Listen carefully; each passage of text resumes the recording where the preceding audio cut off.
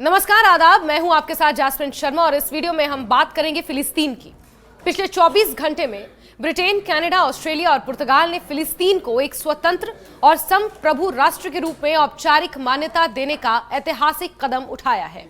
इससे फिलिस्तीन को मान्यता देने वाले देशों की संख्या लगभग 150 के करीब पहुंच चुकी है। ये कदम मध्य पूर्व में लंबे वक्त से चले आ रहे इजराइल फिलिस्तीन संघर्ष और गाजा में जारी मानवीय संकट के बीच एक महत्वपूर्ण राजनीतिक और कूटनीतिक मोड़ माना जा रहा है। इस फैसले ने वैश्विक स्तर पर दो राष्ट्र समाधान यानी कि 2 स्टेट सॉल्यूशन की संभावनाओं को पुनर्जीवित करने की दिशा में एक सकारात्मक संकेत के रूप में देखा जा रहा है। ब्रिटेन के प्रधानमंत्री कीर स्टारमर ने इस घोषणा को एक वीडियो संदेश में किया, जिसमें उन्होंने कहा कि यह कदम फिलिस्तीन और इजराइल दोनों के लिए स्थायी शांति और न्याय की उम्मीद को बरकरार रखने के लिए जरूरी था। In the face of the growing horror in the Middle East, we are acting to keep alive the possibility of peace and a two-state solution. That means a safe and secure Israel alongside a viable Palestinian state. At the moment, we have neither. Ordinary people, Israeli and Palestinian, deserve to live in peace, to try to rebuild their lives free from violence and suffering. That's what the British people desperately want to see. Yet, almost 2 years after the barbaric attacks of October the 7th, hostages are still held by the terrorists of Hamas. Recent images show the hostages suffering and emaciated. Hamas even refused to release all the bodies of the dead. I have met British families of the hostages. I see the torture that they endure each and every day. Pain that strikes deep in people's hearts across Israel and here in the United Kingdom. The hostages must be released immediately, and we will keep fighting to bring them home. Let's be frank. Hamas is a brutal terror organization. Our call for a genuine two-state solution is the exact opposite of their hateful vision. So we are clear, this solution is not a reward for Hamas, because it means Hamas can have no future, no role in government, no role in security. We have already proscribed and sanctioned Hamas, and we will go further. I have directed work to sanction other Hamas figures in the coming weeks.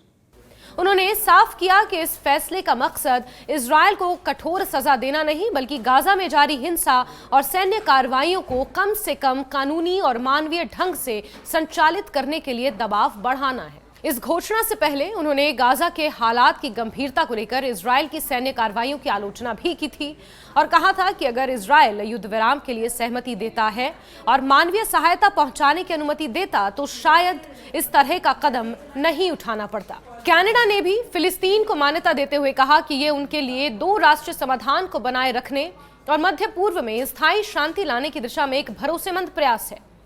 Canada के प्रधानमंत्री mark Carney ने कहा कि फिलिस्तीन एक स्वतंत्र और लोकतांत्रिक देश बनेगा जो इजराइल के साथ शांति से रहेगा। उन्होंने ये भी स्पष्ट किया कि यह निर्णय हमास का समर्थन नहीं करता, बल्कि वो चाहते हैं कि हमास बंधकों को छोड़े, हथियार डाले और फिलिस्तीन सरकार में कोई भूमिका ना ले।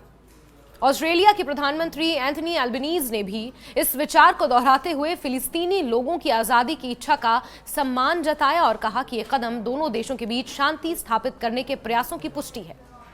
वहीं पुर्तगाल ने भी इस दिशा में कदम बढ़ाते हुए फिलिस्तीन को स्वतंत्र देश के रूप में मान्यता देने की घोषणा की, जो इस राजनीतिक गठजोड़ में एक मिलाप की भावना को दर्शाता है।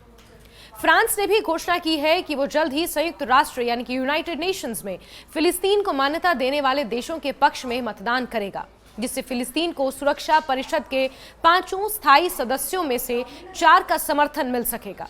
चीन और रूस, जो दोनों ने 1988 में फिलिस्तीन को मान्यता दी थी, इस कूटनीतिक मोर्चे पर पहले से ही खड़े हैं। अमेरिका और कुछ अन्य प्रमुख पश्चिमी देश फिलिस्तीन को केवल आर्थिक और प्रशासनिक तौर पर मान्यता देते हैं, लेकिन औपचारिक राजनीतिक मान्यता नहीं देते। इजराइल की सरकार इस कदम पर कड़ी आपत्ति जता रही है। प्रधानमंत्री बेंजामिन नेतन्याहू ने फिलिस्तीन को स्वतंत्र राष्ट्र मानने को आतंकवाद को इनाम देने जैसे बताया। उन्होंने कहा कि जॉर्डन नदी के पश्चिम में किसी भी फिलिस्तीनी देश को स्वीकार नहीं किया जाएगा। बेंजामिन नेतन्याहू ने यह भी खुलासा किया कि उनकी सरकार ने वेस्ट बैंक में यहूदी बस्तियों को दोगुना कर दिया है और इसे और बढ़ाएंगे। उन्होंने चेतावनी दी कि अमेरिका से अपनी वापसी के बाद इस मान्यता के खिलाफ कदम उठाया जाएगा। बेंजामिन नेतन्याहू के इस कड़े रुख से समझा जा सकता है कि फिलिस्तीन की राजनीतिक मान्यता क्षेत्र में जारी विवाद और संघर्ष को और बढ़ा सकती है।